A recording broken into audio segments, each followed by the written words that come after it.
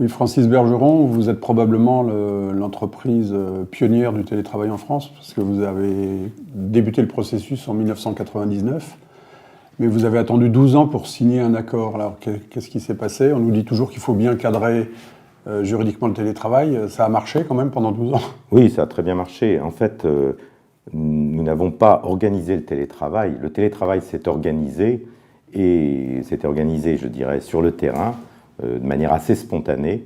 Et en 2011, on s'est dit qu'il fallait qu'on engerbe ces pratiques dans un accord conforme aux règles du Code du travail. Mais de 1999 à 2011, tout simplement, les équipes opérationnelles et les équipes fonctionnelles, parfois, ont tiré parti des nouvelles technologies pour rationaliser, simplifier, gagner du temps dans le travail en acceptant, tolérant ou voire organisant localement des pratiques de télétravail. Aujourd'hui, ça représente combien de personnes? Ça représente quel type de... Oui. Le groupe SGS en France compte environ 3000 salariés.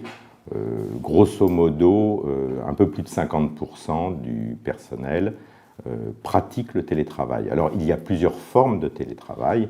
Il y a des gens qui télétravaillent totalement, du lundi au vendredi, depuis leur domicile, mais ça ne représente peut-être qu'une petite centaine de personnes.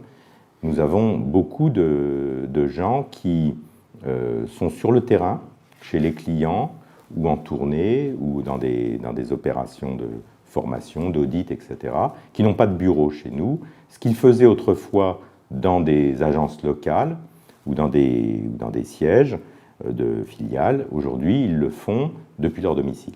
Donc, certains salariés travaillent à domicile un jour par semaine ou 2 jours par semaine, selon la nature du poste, du métier.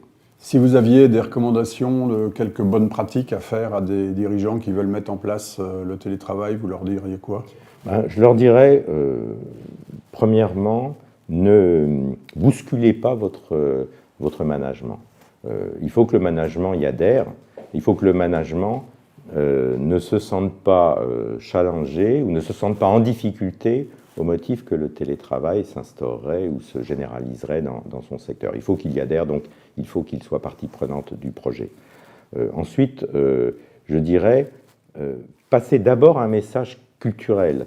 Et le message culturel, c'est de dire, nous jugeons la performance des gens, de nos équipes, non pas au temps passé à l'intérieur des locaux de l'entreprise, mais aux résultats qu'ils délivrent. Donc, à partir du moment où on est convaincu que ce qui nous intéresse chez nos collaborateurs, c'est la délivrance des bons résultats, le fait que ces résultats, que ce travail soit opéré à domicile, au bistrot, chez la belle-mère, dans les locaux de l'entreprise, chez le client, ça n'a pas une grande importance, objectivement. Ce qui compte, c'est les résultats.